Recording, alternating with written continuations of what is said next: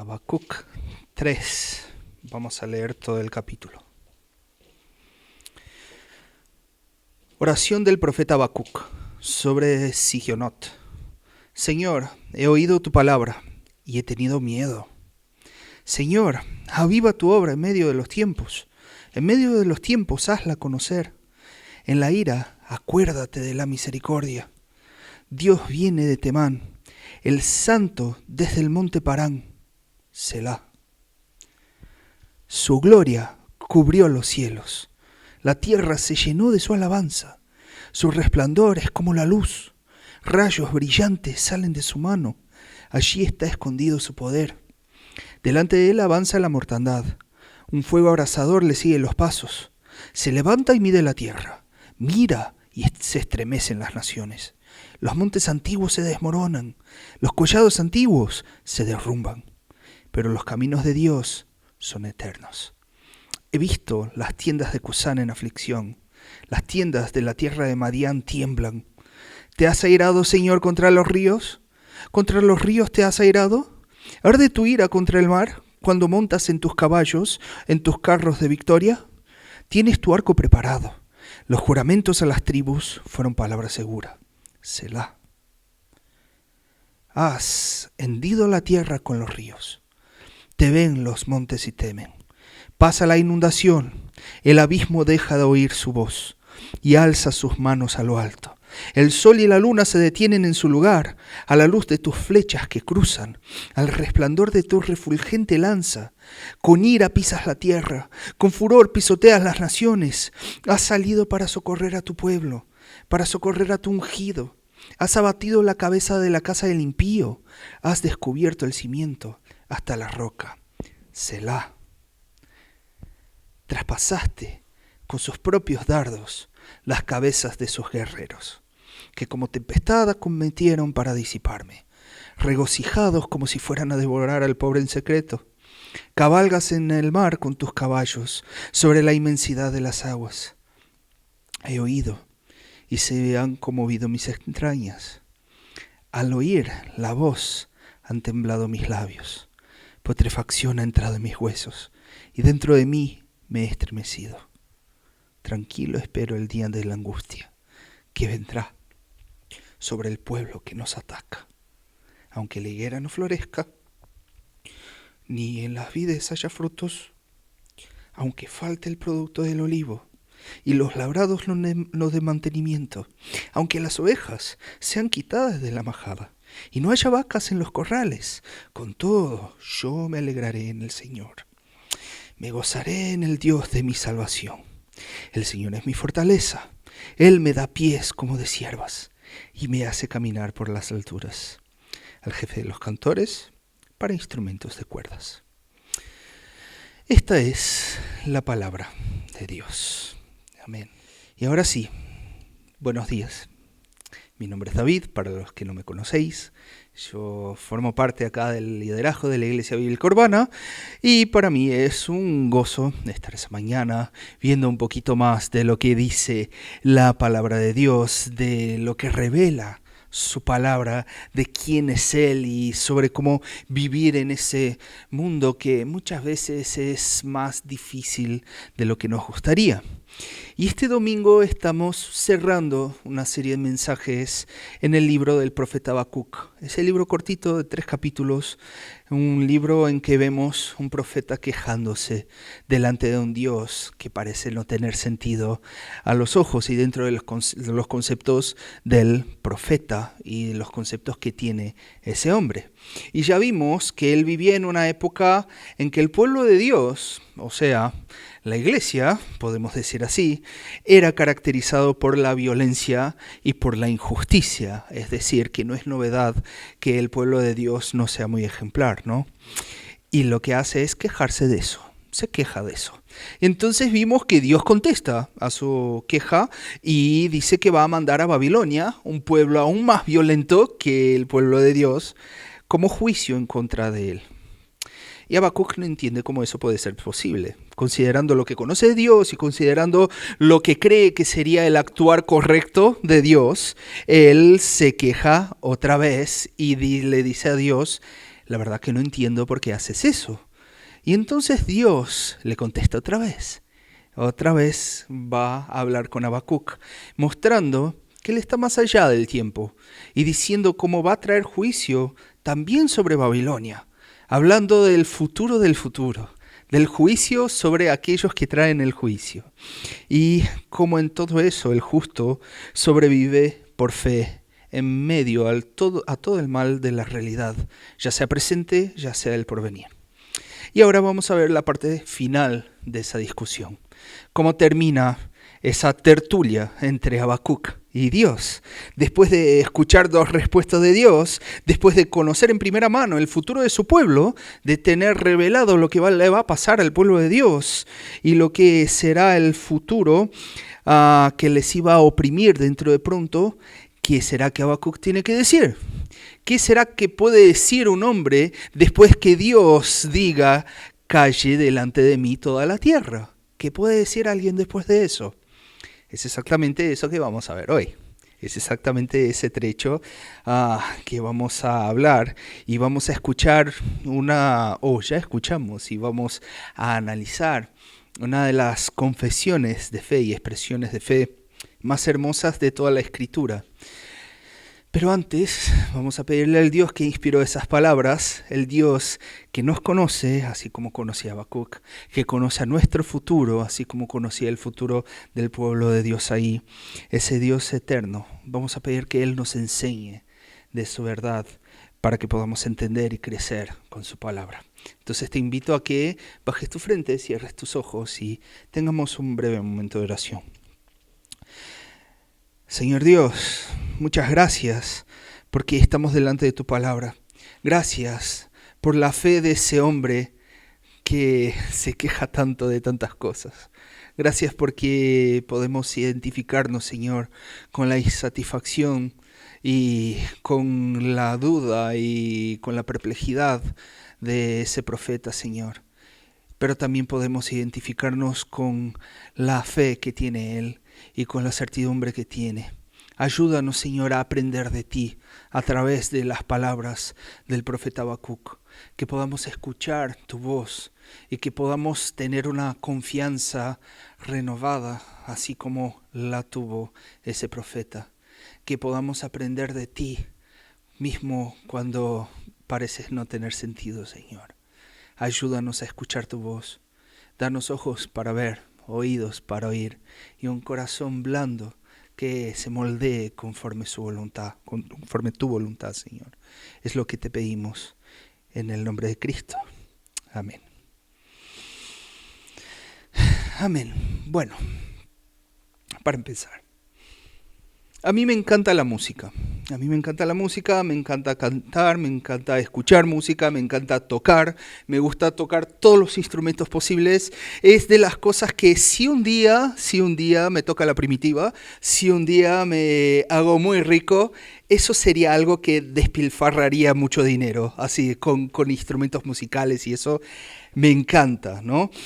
Y la música es increíble porque tiene ese poder de llevarte a otras situaciones simplemente con algunas notas. No sé si ya te ha pasado alguna canción de tu pasado, alguna canción que formó parte de una época de tu vida y con solo escuchar a lo mejor la introducción ya te lleva a un lugar, ya te lleva a una persona, ya te lleva a un sentimiento específico, simplemente con un poquito de melodía. Es capaz de llevarnos de una manera que otras cosas no lo hacen. Y es capaz de expresar verdades de una manera que muchas veces las teorías no son capaces de hacerlo. Un ejemplo de eso, yo soy brasileño, así que el ejemplo que me vino a la cabeza es de una música brasileña, una música que seguramente todos los brasileños conocen, dudo que haya un brasileño que no la conozca, que se llama Aquarela, es una MPB muy famosa. Y en un momento, hablando de la incertidumbre del futuro, nos da esa definición del futuro. Nos va a decir que el futuro es una astronave que intentamos pilotar, que no tiene tiempo, no tiene piedad, ni tiene hora de llegar, que sin pedir permiso cambia nuestra vida y después nos invita a reír o a llorar. Y dices, wow, Y es una música, en teoría la tocan para niños, ¿no? Parece un poco fuerte, pero no creo que ningún libro de filosofía pueda expresar lo que es la incertidumbre del futuro mejor que esa melodía. O también tenemos otras músicas, otros clásicos, como de la banda U2 o U2, si lo dices como Dios manda, con su But I Still Haven't Found What I'm Looking For. Esa canción que pone en sentimiento y melodía esa insatisfacción que es parte de nosotros, esa insatisfacción que nos acecha no importa lo que hayamos logrado, que llegas a cualquier lado, llegas a cualquier conquista y siempre hay como una manchita de no era exactamente eso, no es exactamente eso lo que buscaba, aunque sea bueno, no es exactamente lo que me llena. La música hace eso, canciones expresan esas cosas y aquí tenemos una situación similar. ¿Qué va a hacer el profeta? Bueno, el texto empieza diciendo cosas raras y va a decir cosas raras en el medio que para nosotros parecen no tener sentido. Va a decir oración del profeta Habacuc sobre Sigionot. ¿Qué es Sigionot? Tiene 3 momentos en el medio de ese texto que dice Selah. ¿Y qué es Selah? De la nada. Y termina con al jefe de los cantores para instrumentos de cuerdas. Y ahí queda un poquito más claro de lo que está hablando. Todos esas indicaciones son indicaciones que probablemente tienen que ver con la musicalidad de lo que está haciendo Habacuc, que está escribiendo una canción. Selah probablemente es una pausa en la declamación de la melodía y Sigionot probablemente describe qué melodía sería esa. Y eso quiere decir que él estaba escribiendo una canción. Y estaba escribiendo una canción comunitaria, porque es al jefe de los cantores. No es para que él cante solo, sino es que para que todo el pueblo de Dios pueda sentir y pueda expresar lo que él siente y lo que él concluye de esa su tertulia con Dios. Que todos puedan tener esa misma sensación a través de una canción. Y es curioso que después que en el fin del capítulo 2 Dios dice que calle delante de él toda la tierra, que nadie hable más nada, somos invitados a cantar con Habacuc. Es como si, lo que palabras lo describen, lo describiremos con una canción. Es porque la canción es una respuesta adecuada a la relación con Dios, o mismo al miedo y al dolor. ¿Quién nunca... Yo qué sé, especialmente cuando era chico, o a veces no tan chico, pero estás solo en casa, está todo oscuro y escuchas un ruido medio raro y te pones a cantar una alabanza por si las moscas, ¿no? Porque si estás cantando una alabanza, el demonio no te toca, ¿no? Esa es la lógica de la cosa. O simplemente una cosa más de relación. Quien nunca ha tenido, yo qué sé, una pareja, una noviecita o un noviecito y ha terminado la relación, ha roto la relación y tenía aquella canción que era para disfrutar de la melancolía, ¿no? Para disfrutar del dolor y alimentarlo así, esas canciones que son tan típicas de algunos estilos musicales. ¿Por qué? Porque la música expresa lo que la razón no puede. La música expresa el dolor que uno no puede ponerlo en palabras. La melodía lleva más que la simple información teológica de quién es Dios y nos permite poner para afuera y decir y lidiar a través de la canción con lo que nuestro cerebro y nuestra razón a lo mejor no pueden acaparar. ¿Y cuál es el contenido de esa canción de Habacuc? Lo que dice esa melodía que el profeta se pone a cantar. Bueno, podemos dividirla en algunas partes, podemos dividirla en algunos temas, pero va a hablar primero de la reacción del profeta, después va a hablar un poco del tamaño de ese Dios, va a hablar de la profundidad de su acción y finalmente va a hablar de lo que el profeta siente. De lo que el profeta siente. Y es una sensación que si la analizas de manera racional, parece que no cuadra. Pero es el sentimiento del profeta, que refleja una esperanza que va más allá de cualquier razón. Va más allá de lo que uno puede tener como lógico. Pero que es la respuesta perfecta ante ese Dios que parece no tener sentido y hacer cosas que va más allá de lo que el profeta entiende. Pero empecemos por el verso 2, empecemos por el comienzo. El profeta va a decir: Señor, he oído tu palabra y he tenido miedo. Señor, aviva tu obra en medio de los tiempos. En medio de los tiempos hazla conocer. En la ira, acuérdate de la misericordia.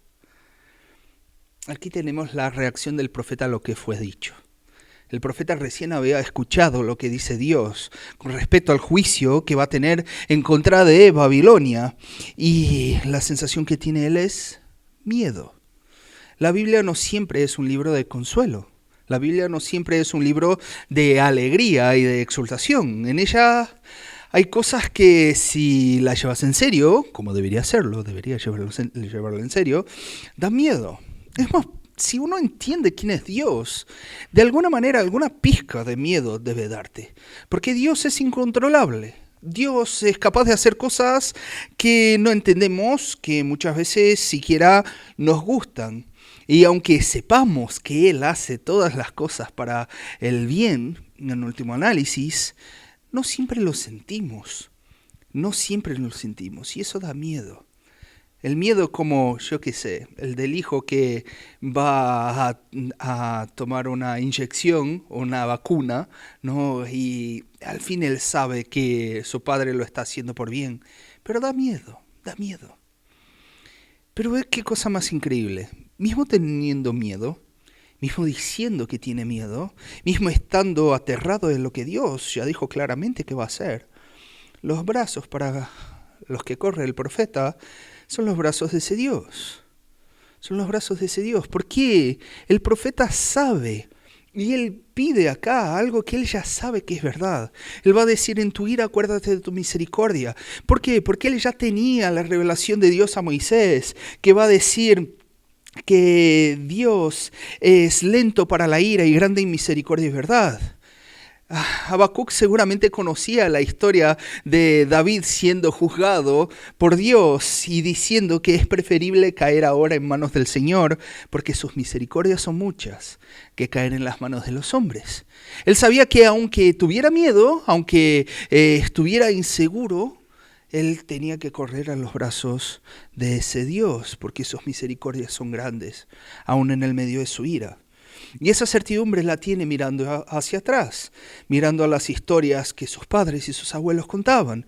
Y la certidumbre de la gente que vino después, la gente del tiempo de Nehemías, después del exilio, fue una certidumbre basada en la palabra de Dios que dijo a Habacuc y se cumplió. Y después los macabeos que vinieron después de Nehemías tuvieron su fe basada en lo que Dios cumplió de su promesa a Nehemías.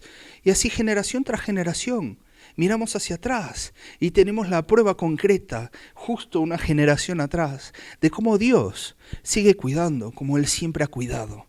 Contando las maravillas de Dios de la generación pasada, entendemos que ese Dios sigue actuando. Y hoy día no es distinto, hoy día no es distinto.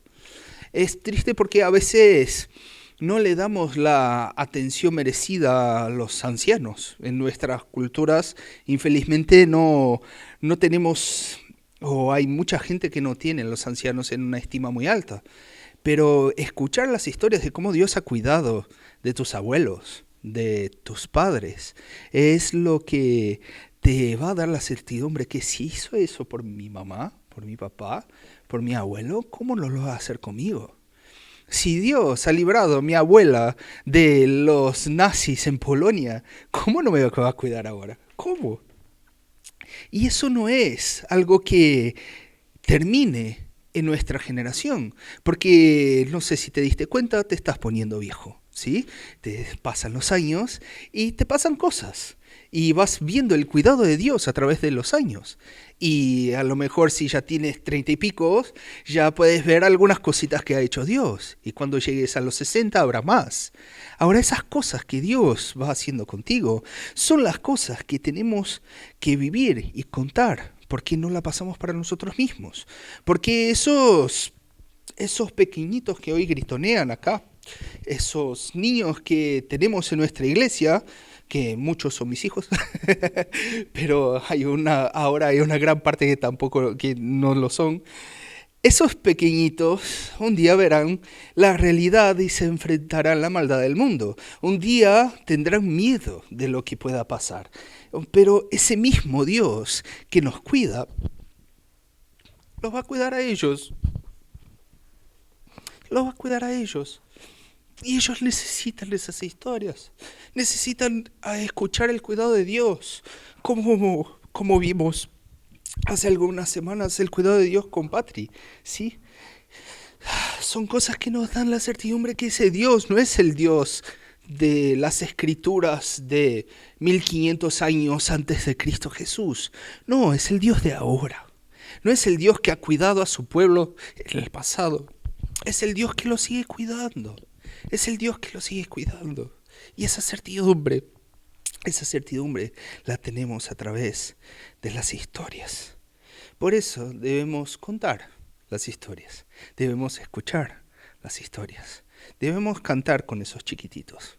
Y debemos contarles del cuidado de Dios desde ahora. La vida que vivimos no es para nosotros. La vida que vivimos no es sobre nosotros. Es para la bendición de todo el pueblo de Dios, que incluye los hermanos a tu lado ahora y que incluye la generación que todavía va a venir. Pero luego, después de hablar, de decirle a Dios que tiene miedo, lo que hace Habacuc es hablar un poco del tamaño de ese Dios. Y para no repetir toda la lectura, porque es un poquito larga, vamos a enfocarnos en los versos principales de cada uno de esos trechos, de cada una de esas divisiones. Para hablar de la grandeza de Dios, vamos a mirar al verso 6, que es el tema que empieza después del verso 2. En el verso 6 leemos horrible, ¿no? ¿Quién se le ocurre hablar de esa manera? El verso 6 dice: se levanta y mide la tierra, mira y se estremecen las naciones. Los montes antiguos se desmoronan, los collados antiguos se derrumban, pero los caminos de Dios son eternos. Bueno, además de lo que Dios ha hecho en nuestras vidas, además de nuestras historias, que muchas veces puede ser subjetivo en alguna medida, puede ser subjetivo la interpretación que uno tiene de las cosas que le pasan, es fundamental también poner un marco más objetivo, el marco de quién es Dios, de quién Dios dice que es. Y en esa ocasión, lo que está pasando con Habacuc es un cataclismo. Lo que está pasando con Habacuc es algo que, como ha dicho Dios, si le hubieran contado de otra parte, nadie lo creería. ¿Cómo que la ciudad santa va a caer? ¿Cómo que el templo que tiene la presencia de Dios va a caer en manos de impíos? Eso no tenía sentido, era un cataclismo. Imagínate lo más estable que podía tener en su realidad, que era el templo del Señor. Él dice, bueno, aunque hubiera algo más estable que cayera, aunque los collados y los montes antiguos se desmoronaran, sería algo como decir, aunque los Pirineos se aplanaran, aunque esas montañas que están ahí desde tiempos inmemorables, aunque ellas se fueran, aún así Dios sigue en su lugar. Porque no importa cuán firme es lo que testifiquemos a nuestro alrededor, mismo formaciones rocosas, aún más firme es el creador de todas esas cosas. Por eso ninguna desgracia se puede comparar con su capacidad de lidiar con ello. Ninguna desgracia se puede comparar con lo firme que es el Señor. Por eso hay alguna sabiduría en aquella frase cliché, no sé si ya la escuchaste, de no decirle a Dios el tamaño de su problema, pero decirle a tu problema el tamaño de tu Dios. Eso tiene alguna verdad, eso tiene alguna razón, porque Dios es eterno, Dios es infinito en poder, nadie lo detiene, nadie lo detiene. Por eso lo que vayamos a vivir nunca va a ser una desviación de lo que Él tiene para nosotros. Nunca va a ser un plan B. Porque si Él es eterno, si Él está más firme que los Pirineos, que el Himalaya, que los Andes, si Él es más firme que la cosa más firme que podamos imaginar, Dios va a hacer valer su plan y su soberanía absoluta. Una soberanía que tiene prueba en la manera como Él ejecuta su juicio sobre su pueblo y su venganza contra el pueblo, sobre todo el pueblo de Babilonia, ese soberbio pueblo de Babilonia en el caso de Habacuc. Y ese juicio lo vamos a ver en los versos 12 y 13. vamos a ver el profeta hablando de la acción de Dios. Él va a decir, con ira pisas la tierra, con furor pisoteas las naciones. Has salido para socorrer a tu pueblo, para socorrer a tu ungido. Has abatido la cabeza de la casa del impío. Has descubierto el cimiento hasta la roca. Aquí podemos ver esos dos elementos. Podemos ver Dios trayendo juicio a todos y Dios cuidando a su pueblo. Porque primero Dios pisotea a las naciones y eso incluye a su pueblo. Eso incluye cuando es necesario mostrar juicio y Él lo hace y no importa cuán grande sea la nación, no importa cuán especial sea la persona, no importa si estás en la iglesia desde que eres chiquitito, no importa. Nadie está más allá de la acción justa de aquel que no mira con parcialidad, que no mira conforme miramos nosotros. Y no hay cómo negociar con ese Dios, porque Dios no necesita nada. No hay cómo hacer un trueque, no hay cómo dar una vuelta, un acomodo. No existe esa posibilidad cuando hablamos de Dios. Pero eso es una excelente noticia.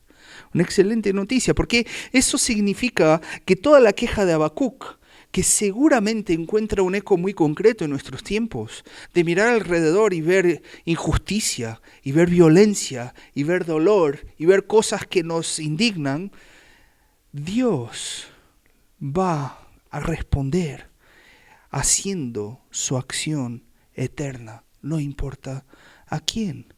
Si hay indignación por la maldad, Dios garantiza que va a aplastar a la maldad. No existe maldad que no sea juzgada por Dios. No existe injusticia que vaya a ser ignorada. No existe alguien que esté más allá de lo que Dios pueda hacer. No existe alguien que Dios simplemente ignore lo que Él hace. No existe injusticia que vaya a ser ignorada. Por eso no hay dolor tuyo y no hay dolor mío que no vaya a ser lidiado por Dios. No existe nada que hayamos sufrido que no va a tener una respuesta, un eco en la acción de Dios en la historia. Él va a juzgar a todos los que nos lastimaron y va a juzgar a nosotros que lastimamos a tantos. Lo va a hacer porque por su poder infinito Él va a lidiar con el mal. Y es más, ese Dios va a lidiar con el mal y a la vez va a ser fiel con su pueblo y a la vez va a mostrar cuidado con aquellos con quien tiene una alianza. Va a mostrar cuidado con aquellos que Él llama sus hijos. Por eso, aunque lo haya aplastado, aunque lo discipline para su propio bien, como hacen los padres, Dios va en su socorro. Como ha pedido el profeta, en su ira Dios se acuerda de la misericordia. En su justicia, Él se acuerda de su amor. Por eso podemos decir confiados como Pablo, si Dios está a nuestro favor, ¿quién contra nosotros? ¿Quién contra nosotros? Porque ese Dios eterno, ese Dios más firme que cualquier montaña, está a nuestro favor. Él es la protección de su pueblo, aún en el medio del sufrimiento. Él es la garantía que no estamos limitados a nuestras capacidades de cuidarnos. Porque Él es nuestro Dios, no solamente cuando hacemos lo bueno, sino cuando estamos pagando por el mal que hacemos, como es el caso de Habacuc. Muchas veces, es importante decirlo, porque muchas veces cuando sufrimos por cosas que claramente son culpa nuestra, claramente has metido la pata, claramente hiciste algo que ahora te rebota y ahora tienes que lidiar con el mal que hiciste. A veces pensamos que en esas ocasiones estamos solos. En esas ocasiones estamos pagando lo que es justo y tenemos que lidiar con nuestra culpa solos. Pero no, eso es mentira. Dios es nuestra roca, aun cuando cosechamos de nuestra necedad. Dios es nuestra salvación, aun cuando estamos lidiando con las malas consecuencias de nuestras actitudes, como lo fue con su pueblo, cuando estaba en el exilio, que era justo, porque era un pueblo violento, era un pueblo injusto, que necesitaba disciplina. Pero la disciplina de un padre no es la disciplina que deja al hijo solo, es la disciplina que muchas veces llora junto con el hijo que está sufriendo. Y después de considerar toda esa realidad del tamaño de Dios, del juicio, de la acción de ese Dios eterno, de su venganza, de su disciplina, del rescate. Vamos a escuchar una hermosa declaración de fe cantada, porque estamos en una canción, acordémonos, que expresa exactamente lo que uno siente y cree delante de un Dios que parece no tener sentido en nuestros estándares o en nuestra lógica. Él va a mostrar esa incoherencia entre lo que uno siente y lo que uno sabe. A partir del verso 16, y aquí merece la pena leer todo el trecho. Bueno, merece la pena siempre, ¿no? Pero acá en especial es muy bonito. He oído y se han conmovido mis entrañas. Al oír la voz, han temblado mis labios. Putrefacción ha entrado en mis huesos y dentro de mí me he estremecido. Pero tranquilo espero el día de la angustia que vendrá sobre el pueblo que nos ataca. Y aunque la higuera no florezca, ni en las vides haya frutos, aunque falte el producto del olivo y los labrados no den mantenimiento, aunque las ovejas sean quitadas de la majada y no haya vacas en los corrales, con todo yo me alegraré en el Señor, me gozaré en el Dios de mi salvación. El Señor es mi fortaleza, Él me da pies como de ciervas y me hace caminar por las alturas. Aquí vemos una realidad cruda que a lo mejor muchos creyentes siquiera tienen el valor de decir. Muchos creyentes, no otros, nosotros, yo incluido, ¿sí? Muchísimas veces lo que sentimos no condice con lo que sabemos. Muchísimas veces lo que sabemos no es suficiente para calmar lo que sentimos. Muchas veces como reacciona nuestro cuerpo no está de acuerdo con la fe que profesamos. Porque aquí el profeta es claro cuanto a la reacción que le trajo toda esa profecía y todo ese diálogo con Dios. Hay un nudo en la garganta, hay labios temblorosos, hay ojos que lacrimean, hay piernas flojas, hay una tripa descompuesta. Todo su cuerpo está clamando por temor. Y a lo mejor esos síntomas te son cercanos, porque no es incomún cuando uno pasa por un estrés extremado, o cuando tiene mucho miedo, mucha aflicción, o está en una situación muy apremiante, muy difícil, que el cuerpo reaccione de esas maneras. ¿Pero qué quiere decir todo eso? Quiere decir que el profeta no cree. Quiere decir que él no tiene fe lo suficiente, y por eso su cuerpo reacciona así. No, es todo lo contrario, porque es una fe que es tan sólida y tan robusta que no va a ignorar o tergiversar o torcer la realidad. Es una fe que lidia con la realidad. Él sabe que hay sufrimiento adelante, él sabe que hay dolor dentro de muy pronto, y eso le toca físicamente.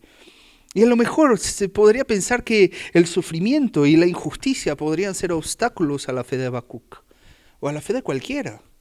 Mucha gente piensa que el problema del mal, el problema del sufrimiento de uno es algo que impide que la gente tenga fe, pero no. Habacuc muestra que puede ser lo opuesto y muchas veces lo suele ser. El problema del sufrimiento, la realidad cruda de la maldad, es lo que conduce a ese profeta quejoso, ese profeta que no estaba satisfecho con su situación, a una fe aún más grande que la que tenía al principio. Porque al principio su fe era, ¿dónde estás, Dios? ¿No ves la maldad de tu pueblo? Ahora su fe es, aunque venga la mayor maldad, yo sé que Dios es suficiente para que me alegre. Es una fe que es capaz de decir que va a esperar tranquilo el día de la angustia futura. Es una fe que es capaz de decir que aunque me falle todo lo que creo necesitar, aunque me falle la comida, aunque me falle el combustible, aunque me falle la ropa, aunque todo que creo que es el fruto cierto de mi trabajo, aunque todo lo que creo que es natural que pase año tras año, mes tras mes, aunque no me llegue la nómina, no es eso lo que me va a hacer feliz y satisfecho. No son las cosas que tengo por cierto y por sentado alrededor mío lo que me hacen feliz y satisfecho y tranquilo. ¿Y cómo puede ser eso? ¿Cómo puede ser que, faltándole lo más básico, faltándole el fruto de su trabajo, faltándole todo lo que necesita para el día a día, pueda ser feliz. Es porque acá vemos que Habacuc comprendió que lo que da esperanza no es lo que Dios puede hacer, sino el propio Dios, que es algo que dijimos al comienzo de esa serie. La felicidad no está en que Dios nos dé lo que necesitamos, la felicidad está en el propio Dios. Es su persona, no lo que Él nos da. La fortaleza no está en lo que consigamos de su parte, sino en que Dios está con nosotros. No importa lo que tengamos alrededor, porque si estamos con Dios, no existe una situación que sea lo suficientemente mala. No existe una situación que sea suficientemente difícil para que Dios no pueda lidiar con ella. Puede ser que todo salga mal conforme a nuestros estándares, pero es mucho mejor una vida desgraciada a los ojos del mundo, pero con Dios a tu lado, que una vida exitosa y tranquila sin Él. ¿Qué puede dar el hombre en cambio de su alma? ¿Qué puede dar el hombre en cambio de su alma? ¿Te parece que una vida tranquila es suficiente para que tu alma esté satisfecha? No lo es. Yu Chu ya lo dijo. Eclesiastés también, ¿sí? Pero nada es suficiente si uno no tiene Dios. Pero si estamos seguros de la presencia de Dios, estamos seguros de que su carácter, sus atributos, todo eso lo que hablamos y lo que sabemos de Él, que su persona seguirá siendo lo que siempre fue, aunque todo cambie. Aunque las cosas más firmes que creemos cambien, y podemos estar tranquilos que tenemos todo lo que anhelamos garantizados, porque nada puede mover o avalar al Dios eterno. Y es Dios que es todo lo que anhelamos. Es en Dios que vamos a tener la satisfacción de todo lo que fuimos creados para tener. Somos seres anhelantes de cosas, somos seres que necesitan suplir necesidades diversas, de belleza, de amor, de relación, de justicia, de verdad, de bondad.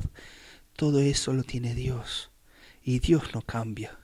Y siendo nuestra esperanza el propio Dios, y no lo que Él nos pueda dar, el mayor regalo que nos podría dar es a Él mismo. Y es exactamente lo que hizo. Es exactamente lo que tenemos en Cristo Jesús. Cristo Jesús es Emmanuel, que significa Dios con nosotros. Cristo Jesús es el Dios Hijo, que es Dios, que es dado como regalo. Por pura gracia y amor de la Trinidad nos es otorgado a nosotros como regalo. Y Él es todo lo que necesitamos. Y es precisamente esa la base de nuestra esperanza hoy. Es como Pablo dice en Romanos 8:32, va a decir, el que no escatimó ni a su propio Hijo, sino lo entregó por los otros, ¿cómo no nos dará también con Él todas las cosas? Si Dios ya nos ha dado a Dios, que es la mayor cosa del universo, ¿cómo podemos pensar que habrá algo que necesitaremos que nos será negado? ¿Cómo podemos pensar que tendremos falta de alguna cosa si Él ya nos ha entregado la mayor cosa del universo, que es a sí propio? Por eso podemos decir con Habacuc y como Habacuc, y cantar con Él, que aunque la higuera no florezca, ni haya en las vides frutos, con todo yo me alegraré en el Señor. Yo me alegraré en aquel que ya me ha entregado todo lo que necesito. Yo confiaré en aquel que por mí se ha entregado y ha logrado por siempre todo lo que necesito, que no es más una cuestión de lo que yo pueda lograr y alcanzar, sino de algo que ya me fue entregado, y nada ni nadie puede cambiar esa verdad. Y por eso no importa la situación alrededor, puedo alegrarme en Él. Lo que nos da esperanza no es lo que Dios pueda darnos, sino que Él se dio a sí mismo por nosotros. Y esa es la verdad que vio Habacuc, y esa es la verdad que nos da esperanza hoy.